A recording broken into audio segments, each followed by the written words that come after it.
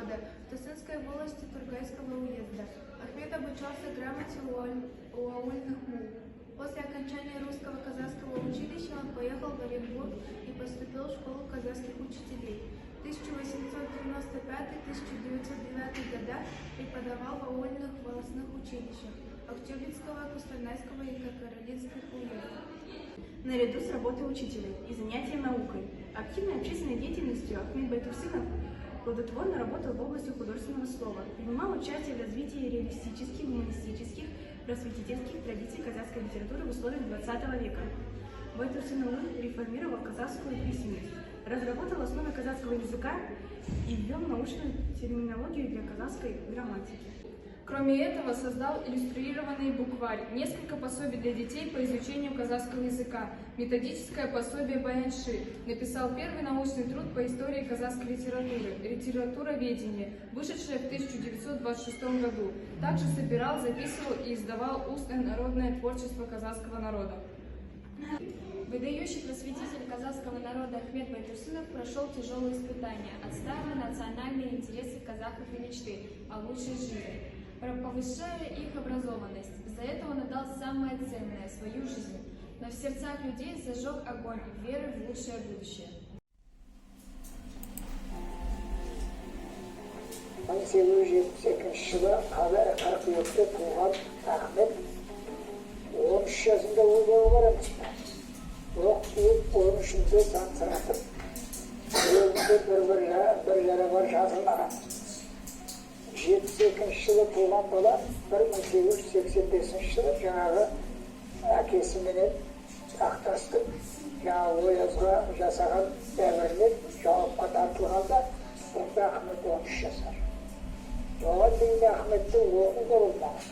Ауылдың молдасынан ғана сауат ашып, балалар бұларға отырып, қатарға тұрып отыра берді жайғасында.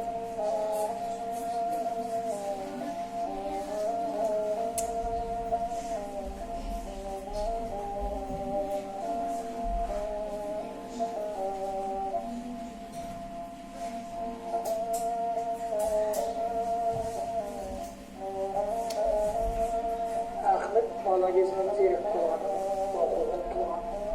Өйткені мына Торғайдағы 2 басқыштық мектепті бітірісімен, 7 класс қой 2 басқыш деген. 7 класты бітірісімен Орынборға оқуға кетті. Ол кезде Ахметтің әкесі айталған жаңа беріп жатыр. Тұрмыс күйзелген, 18 жыл Иркутскіде жүріп келген, тұрмыс күйзелген кезде Ахметтің әрғай оқитын мүмкіншілігі жоқ. Солай бола тұрса да оны талабы, ынтасы ілгері сілтеп Орынборға оқуға.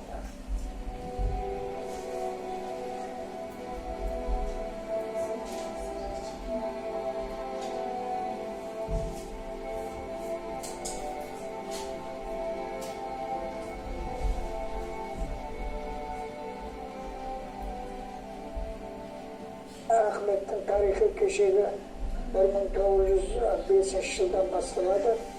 1905 жылдан бастап Ахмет кішкене орыстың революциясына елеңдеп, қазақтың тәуелсіздігіне елеңдеп, сонан ақыры барып 1909 жылы Қарқаралы петициясын ұйымдастырады. Қарқаралы петициясының бірнеше тарауы бар екен, тарихтан оқыман көп. Соның әсерінен Ахметтің ұсталып тұтқындалуына әуелі Қарқаралы түрмесіне түсіп, содан барып Семей түрмесіне түсіп, сол түрмеде 1 жыл 4 ай жатып, Ахмет бостандыққа шығады. Менің ендігі мақсатым халық ағартусын дамыту. Осы жолда аянбай.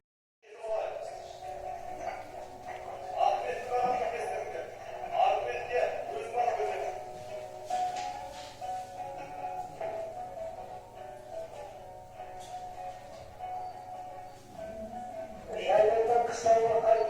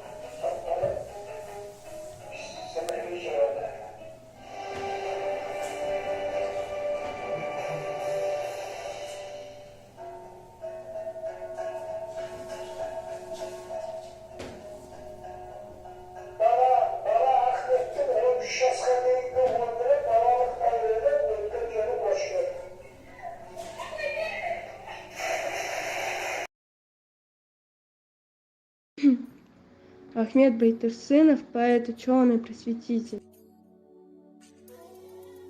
Ахмед Байтурсынов – казахский просветитель, крупный ученый, лингвист, тюрколог, поэт, переводчик, исследователь литературы, автор целого ряда учебников и учебных пособий. Родился он в 1872 году в Рощинской Сарытельбе, Тусунской волости, Тургайского района, Кустанарская округа, простой семье. Отец Ахмета Байтурсын Шашакулы был внуком прославленного батыра Умытея. В 1885 году за нанесение побоев уездному начальнику суд приговорил братьев Байтурсына и Актаса Шашакулы к 15 годам каторги в Сибири. Дети сосланных Байтурсына и Актаса, в том числе и Ахмед, остались на попечении у Ергазы, младшего сына Актаса, который помог им поступить в Тургайское двухклассное русско-киргизское училище. По окончании курса Ахмед поступает в Оренбургскую киргизскую школу, которую заканчивает в 1895 году. Педагогическая деятельность Ахмед Байтурсынова начинается в 1895 году. Он работает учителем в аульных и волосных школах и училищах Актюбинского, Костанайского и Каркаралинского уездов. В это же время активно занимается самообразованием и литературной деятельностью. Ахмед Байтурсынов и его жена Борисафа. Учительствуя в Каркаралы, Ахмед Байтурсынов нередко выступает с возмущениями произвола местных чиновников против политики царского режима. В 1905 году несколько представителей казахской интеллигенции во главе с Ахметом Байтурсыновым пишут царскому правительству петицию с предложением о культурном справедливом землепользовании, о создании земств для коренного населения, о соблюдении прав казахского населения степи.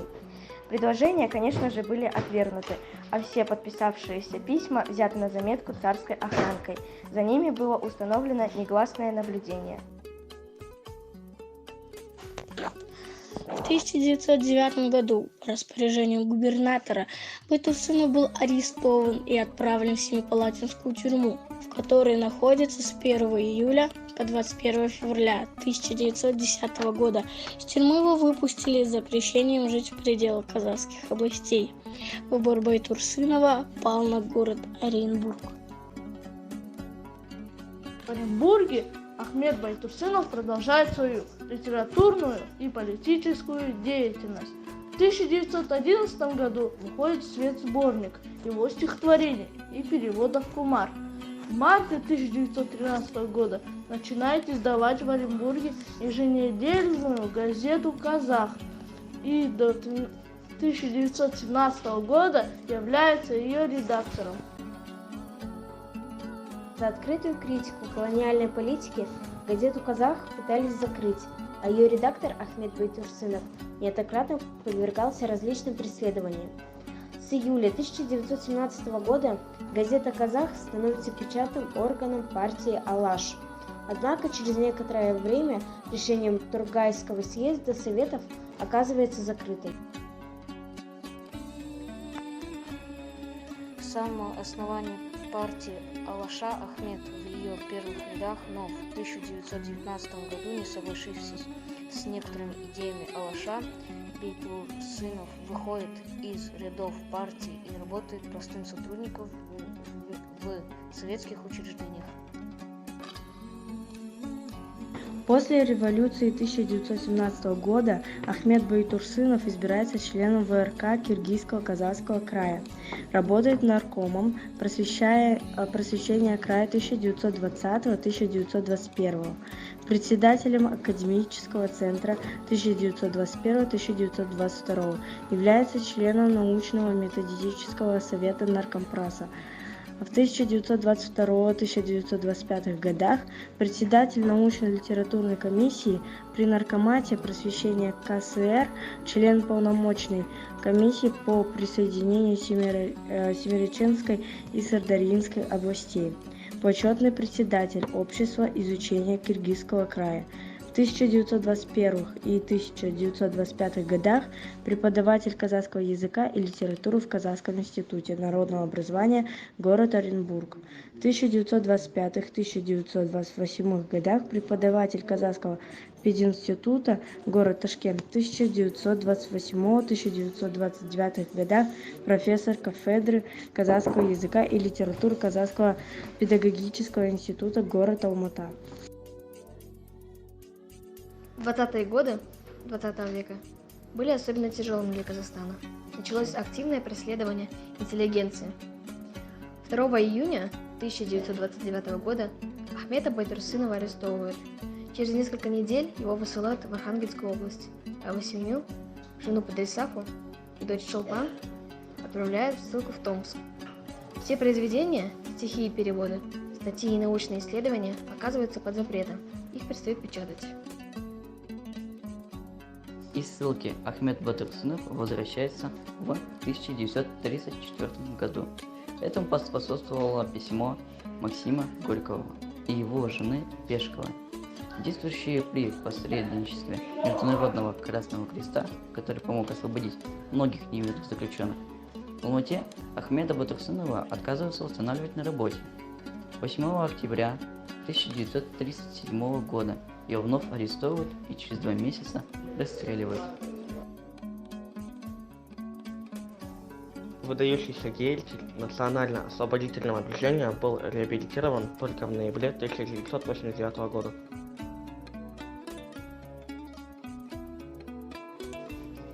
Творческую деятельность Ахмет Байтурсынов начал как баснописец.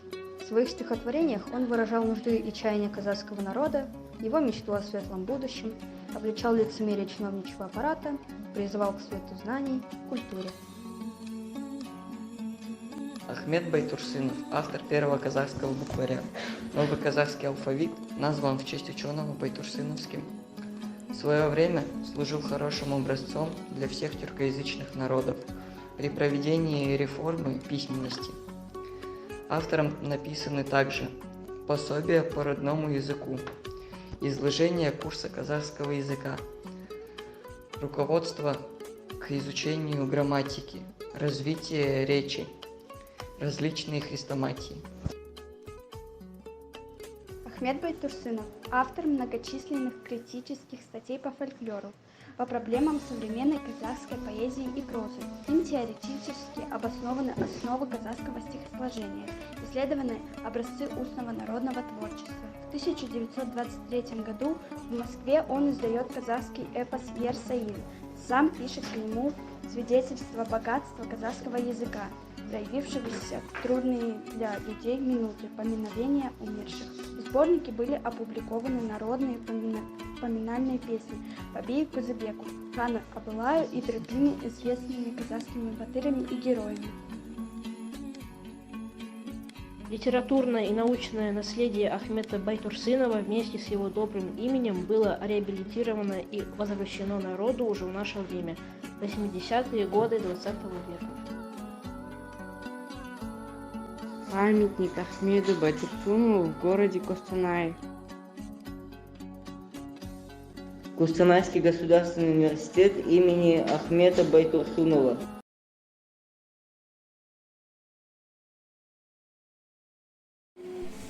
Әріпті үйренудің еш қиындығы жоқ.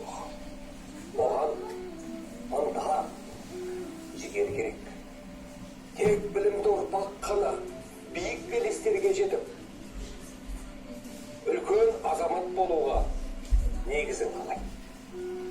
Ахмет 1896 жылы педагогикалық мұғалімдер даярлайтын оқу бітіргеннен кейін бірінші Қаралтақ корпусында Ақтөбеде мұғалім болып, бір жылдан кейін Әулиекөлге мектепке мұғалім болып ауысады. Ол кезде белгілі 1870 жылдардан бастап Ресейдің жер аударылушылары бар. Солардың бірі болып ормашылар келеді. Сол Әулиекөлге келгенде осы Бәдірисапа анамызбенен танысқан. Бәдірисапаның бізге жеткен тарих бойынша аты жөні Александра Ивановна.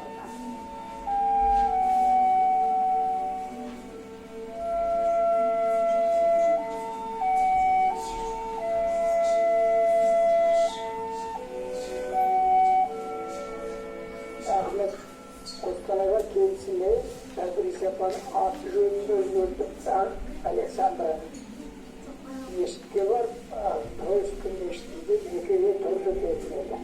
Сол жерде некеге сақылып, Степан Мұхаммед Садыққызы